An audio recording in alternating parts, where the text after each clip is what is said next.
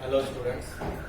तो आज की हमारी फर्स्ट हेडिंग हो गई थी, जहां हमने फर्स्ट हेडिंग में पढ़ा था दो प्रकार का ह्यूमन रेस्पिरेटरी सिस्टम था, और अब उसके आगे की जो हेडिंग है वो है मैकेनिज्म ऑफ पल्मोनरी रेस्पिरेशन। तो सेकंड हेडिंग आज की मैकेनिज्म ऑफ पल्मोनरी रेस्पिरेशन। तो मैकेनिज्म ऑफ पल्मोनरी रेस्पिरेशन में आप जरा अच्छे से समझना। पहले तो हमारी जो रेस्पिरेशन होती है उसके दो स्टेप्स होते हैं। एक इंस्पायरेशन जिसमें हम O2 को इनटेक करते हैं लंग्स के अंदर, और सेकेंड होती है एक्सपायरेशन जिसमें हम CO2 को रिलीज करते हैं लंग से एटमॉस्फेयर। इन दोनों को मिला के हम रेस्पिरेशन यानी ब्रीदिंग बोलते हैं। इसकी जो रेट होती है ब्रीदिंग की या रेस्पिरेटरी रेट, वो 12 से 16 12 to 16 पर मिनट होती है। क्लियर? और ये जब हम इंस्पायरेशन करते हैं तो अच्छे से समझ लेना, ये हमारा डायफ्राम है और ये कॉन्ट्रैक्ट होता है। अभी डायफ्राम आप देख पा रहे होंगे डोम शेप है, ब्लू वाला जो डायग्राम दिख रहा है अभी कैसा है, डोम शेप। तो ये डोम से फ्लैट शेप हो जाता है नॉर्मल कंडीशन में, यानी एक्सपायरेशन के बाद हमारा डायफ्राम अभी डोम शेप है, बिकम फ्लैट ड्यूरिंग इंस्पायरेशन। तो अब जितनी बार भी हम इंस्पायरेशन करेंगे उसके बाद अपने एक्सपायरेशन होगा तो हमारी रेस्पिरेटरी रेट होगी। तो हम 1 मिनट में 12 से 16 बार रेस्पिरेशन करेंगे तो हमारी डायफ्राम की जो रेट भी होगी वो भी 12 से 16 पर मिनट होगी। तो फ्रेनिक रेट, जिस डायफ्राम का जियोलॉजिकल नेम फ्रेनिक होता है, तो डायफ्राम रेट कहते हैं या फ्रेनिक रेट कहते हैं, बात एक ही है, या रेस्पिरेटरी रेट कहते हैं, बात एक ही है। तो जितनी बार हमारा डायफ्राम कॉन्ट्रैक्ट होगा उतनी बार ही रेस्पिरेशन होगा, तो इसकी जो रेट होगी 12 से 16 पर मिनट होगी। क्लियर हुआ? अभी हम जो ब्लू कलर में जो डायग्राम आपको दिखा रहे हैं ये हमारा एक्सपायरेशन के बाद का डायग्राम है, यानी कि इंस्पायरेशन से पहले। ब्लू से फिर हमने जो ब्लैक लिया है वो हमारा जो डायग्राम है वो इंस्पायरेशन का डायग्राम है। तो जब हम इंस्पायरेशन करेंगे तो ब्लू से ब्लैक वाला स्ट्रक्चर बनेगा, तो उस टाइम क्या क्या चेंजेस होंगे वो आपको समझना है। फर्स्ट पॉइंट हमने कहा हमारा डायफ्राम डोम से फ्लैट शेप होगा।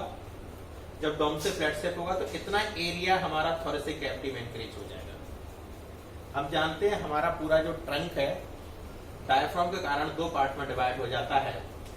ऊपर वाला थोरेसिक कैविटी होता है, डायफ्राम के ऊपर वाला थोरेसिक कैविटी चेस्ट पोर्शन, और नीचे वाला एब्डोमिनल कैविटी होता है, एब्डोमेन बना लेगा। तो हमारा first diagram become flat from dome से, जिससे आपका जो लॉन्जिट्यूडनल डायमीटर है वो इंक्रीज हो जाएगा। लॉन्जिट्यूडनल वॉल्यूम बोलेंगे, लॉन्जिट्यूडनल वॉल्यूम इंक्रीज हो जाएगा। तो पहला आप समझो डायफ्राम डोम से फ्लैट हुआ तो हमारा जो लॉन्जिट्यूडनल वॉल्यूम है वो इंक्रीज हो गया। क्लियर हो गया? अब आप जब ब्रीदिंग करेंगे तो आप देखेंगे हमारी जो रेप्स हैं ड्यूरिंग इंस्पायरेशन बाहर की ओर जाती है, लेटरल और एंटीरियर साइड में बाहर की ओर जाती है। तो आप देख पा रहे हैं ये वाली रिप्स है, तो जैसे हम इंस्पायरेशन करेंगे तो ये यहां से यहां तक स्ट्रक्चर पहुंचेगा, तो एंटीरियो लेटरल वॉल्यूम इंक्रीज होगा। एंटीरियो लेटरल वॉल्यूम बोले तो जस्ट बकेट लाइक हैंडल, बाल्टी का जो हैंडल होता है इस तरह से मूवमेंट होगी रिप्स की ड्यूरिंग इंस्पायरेशन। तो हमारा जो रिप्स है वो लेटरल साइड में आगे की ओर बाहर जाएगा, तो हमारा एंटीरियो लेटरल डायमीटर इंक्रीज हो जाएगा। ये वाला एंटीरियो लेटरल डायमीटर इंक्रीज, तो हम डायमीटर ना कहकर वॉल्यूम बोलेंगे, एंटीरियो लेटरल वॉल्यूम इंक्रीज हो जाएगा। तो हमारे थोरेसिक कैविटी के दो वॉल्यूम इंक्रीज हो गए। पहला डायफ्राम डोम से फ्लैट हुआ लॉन्जिट्यूडनल, सेकेंड रिप्स बाहर गई तो एंटीरियो लेटरल।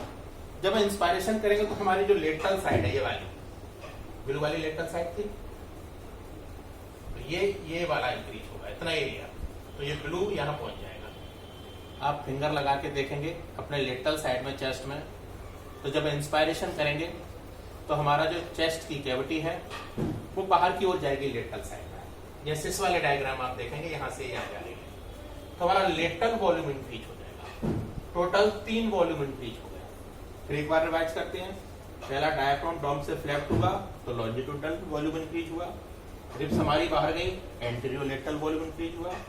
तीसरा हमारी लेटरल वॉल बाहर गई तो लेटरल वॉल्यूम इंक्रीज हुआ। चौथा हम आपको डायग्राम में नहीं दिखा पाएंगे क्योंकि जब हम इंस्पायरेशन करेंगे तो हमारा जो स्टर्नम है, चेस्ट वाला रीजन हमारा आगे आएगा और वर्टिब्रल कॉलम जो पीछे है, आगे स्टर्नम पीछे वर्टिब्रल कॉलम, दोनों आगे जाएंगे, स्टर्नम आगे जाएगा वर्टिब्रल कॉलम पीछे जाएगा, तो हमारा एंटीरियो कोस्टल वॉल्यूम इंक्रीज हो जाएगा। इसलिए हमने लिखा हुआ है एंटीरियो कोस्टल वॉल्यूम इंक्रीज।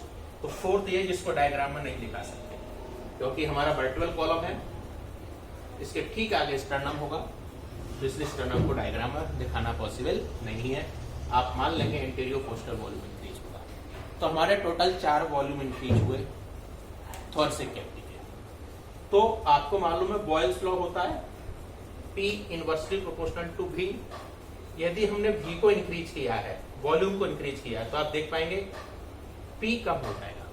तो जब थोरैसिक कैविटी का P कम होगा यानी प्रेशर कम होगा, तो थोरैसिक कैविटी का प्रेशर कम होगा, तो थोरैसिक कैविटी में 1 पेयर जो लंग्स हैं उनकी वॉल पर पड़ने वाला प्रेशर कम हो जाएगा। जब उनकी वॉल पर पड़ने वाला प्रेशर कम हो जाएगा तो लंग्स सीधी सी बाहर की ओर खींचे चले आएंगे, इनफ्लेटेड हो जाएंगे। क्लियर? तो जैसे ही लंग्स इनफ्लेटेड होंगे तो लंग्स के अंदर का वॉल्यूम इंक्रीज हो जाएगा। तो आपने देखा थोरैसिक कैविटी में 1 पेयर लंग्स है, यदि थोरैसिक कैविटी के प्रेशर को आपने कम कर दिया क्योंकि 4 वॉल्यूम इंक्रीज हुए, तो वॉल्यूम इंक्रीज होने से प्रेशर कम हुआ, तो लंग्स की वॉल में जो थोरैसिक कैविटी में लंग्स की वॉल पे पड़ने वाला जो प्रेशर है वो कम होगा, तो लंग्स बाहर की ओर खींचेंगे, इनफ्लेटेड होंगे, जिससे लंग्स के अंदर का वॉल्यूम इंक्रीज हो जाएगा। और जब लंग्स के अंदर का वॉल्यूम इंक्रीज होगा, यहाँ 1 पेयर लंग्स होंगे, उनके अंदर का वॉल्यूम इंक्रीज होगा, तो लंग्स के अंदर का प्रेशर कम हो जाएगा। और आपको मालूम है लंग्स के अंदर का प्रेशर कम होगा यानी एटमॉस्फेरिक प्रेशर ज्यादा है, तो हमारी बाहर से जो एयर है एक्टिवली सकिंग के द्वारा, इंस्पायरेशन एक एक्टिव प्रोसेस है क्योंकि मसल कॉन्ट्रैक्शन भी हो रहा है, तो एक्टिवली सकिंग के द्वारा एटमॉस्फेरिक एयर लंग्स के अंदर चली जाएगी और हमारा इंस्पायरेशन हो जाएगा। इसलिए इंस्पायरेशन हमेशा एक्टिव प्रोसेस होती है। और ड्यूरिंग इंस्पायरेशन 2 मसल्स का कॉन्ट्रैक्शन होता है, जैसा आप देख पा रहे होंगे, एक इंटरकोस्टल मसल्स कॉन्ट्रैक्ट होती है और दूसरी फ्रेनिक मसल्स कॉन्ट्रैक्ट होती है। फ्रेनिक हम डायफ्राम को बोलते हैं। तो हमारी इंटरकोस्टल मसल्स और हमारी फ्रेनिक मसल्स, 2 प्रकार की मसल्स का कॉन्ट्रैक्शन होगा ड्यूरिंग इंस्पायरेशन। इससे inspiration is a active process. अब हमको एक्सपायरेशन करना है, तभी तो ब्रीथ कंप्लीट होगी, रेस्पिरेशन कंप्लीट होगी। तो याद रखना ड्यूरिंग एक्सपायरेशन किसी भी मसल्स का कॉन्ट्रैक्शन नहीं होता, इसलिए किसी भी मसल्स का कॉन्ट्रैक्शन नहीं है, इसलिए एक्सपायरेशन एक पैसिव प्रोसेस है। Expiration is a passive process and inspiration is a active process, और दोनों को मिला के हम रेस्पिरेशन कहते हैं। बट ध्यान रहे, इंस्पायरेशन O2 ले रहे हो, एक्सपायरेशन में CO2 निकाल रहे हो, तो CO2 का बाहर निकालना ज्यादा जरूरी है। CO2 यदि बॉडी के अंदर रहेगी तो पॉइजनस इफेक्ट होगी। तो हमारे रेस्पिरेशन का जो मेन स्टेप होता है, इंस्पायरेशन ना होके एक्सपायरेशन होता है, और एक्सपायरेशन अभी आपको बताया पैसिव है, इसलिए रेस्पिरेशन वैसे तो दोनों है, एक्टिव और पैसिव। यदि किसी एक के साथ जाना पड़ेगा तो हमको पैसिव के साथ जाना होगा, क्योंकि रेस्पिरेशन में इंस्पायरेशन भी है, इंस्पायरेशन एक्टिव है, रेस्पिरेशन में एक्सपायरेशन भी है, एक्सपायरेशन पैसिव है। बट मेन प्रोसेस एक्सपायरेशन होती है ब्रीदिंग की या रेस्पिरेशन की, इसलिए आंसर हमेशा एक्सपायरेशन के अकॉर्डिंग जाएगा। तो रेस्पिरेशन या ब्रीदिंग पूछा जाए कैसी प्रोसेस है, तो पैसिव प्रोसेस है, क्योंकि CO2 का बाहर निकालना ज्यादा जरूरी है, O2 का अंदर पहुंचना इतना ज्यादा जरूरी नहीं है। CO2 को बाहर नहीं निकालेंगे तो पॉइजनस इफेक्ट छोड़ेगी और डेथ की पॉसिबिलिटी हो जाएगी। क्लियर? अब हम फोर्सफुली एक्सपायरेशन करते हैं। आपको मालूम है कि हम मैक्सिमम से मैक्सिमम अपनी थोरैसिक कैविटी को भी कांटेक्ट करेंगे, ठीक है, अपनी एब्डोमिनल कैविटी को भी कांटेक्ट करेंगे, तो हम कितनी एयर को बाहर रिलीज कर पाएंगे। तो याद रखना ड्यूरिंग फोर्स्ड एक्सपायरेशन हम जो मसल्स कॉन्ट्रैक्शन करेंगे वो एक तो इंटरकोस्टल मसल होगी और एक एब्डोमिनल मसल होगी। इंस्पायरेशन के समय डायफ्राम कॉन्ट्रैक्ट होता है, इंस्पायरेशन के समय डायफ्राम कॉन्ट्रैक्ट होता है, एब्डोमिनल मसल्स रिलैक्स रहती है।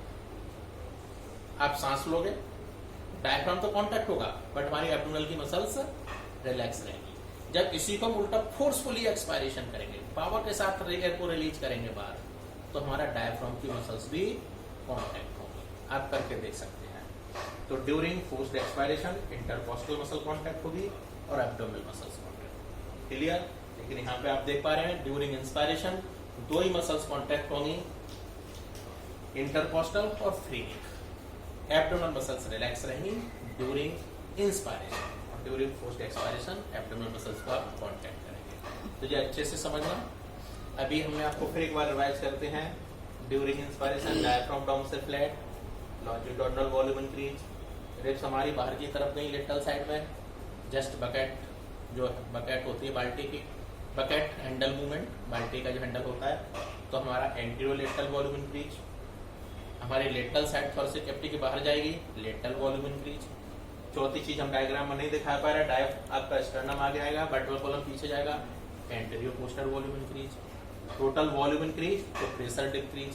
प्रेशर डिक्रीज होगा थोरेसिक कैविटी का तो लंग्स की वॉल बाहर की ओर खींचेंगे, क्योंकि प्रेशर के कारण दब रहे थे ना, प्रेशर कम है थोरेसिक कैविटी का तो बाहर की ओर खींचेंगे। तो लंग्स का वॉल्यूम इंक्रीज, लंग्स का वॉल्यूम इंक्रीज तो लंग्स के अंदर का प्रेशर डिक्रीज, लंग्स के अंदर का प्रेशर डिक्रीज है तो हमारी एटमॉस्फेयर की जो एयर है वो लंग्स के अंदर चली जाएगी और इंस्पायरेशन हो जाएगी। एक्सपायरेशन के समय कुछ